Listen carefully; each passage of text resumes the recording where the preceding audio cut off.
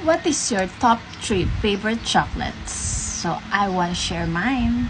So, ayan, galing ako Robinson, and this is my first one is the Malteser. This is my top 1. Ay, hindi pala, top 3. Top 3 favorite. And the second is this one, the Hershey with the almond. Creamy milky chocolate with whole almonds. So, ayan. And the first one is the Dairy Milk. The original Dairy Milk. So, let's try one by one. So, the first one, so this is the first one, Malteser.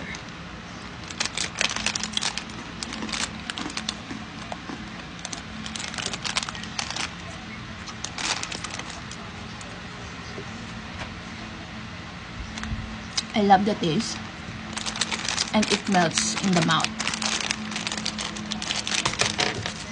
And then, second one, the Hershey with almonds. Kaya nakita niyo may almonds pa. Naiwan yung almond.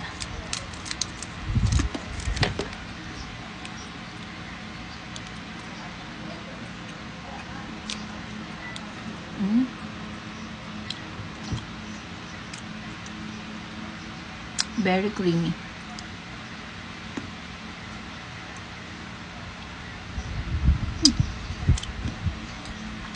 I like it.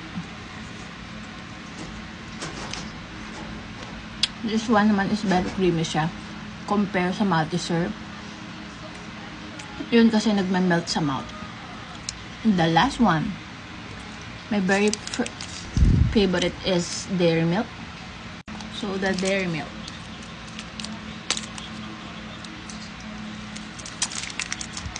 Who loves this?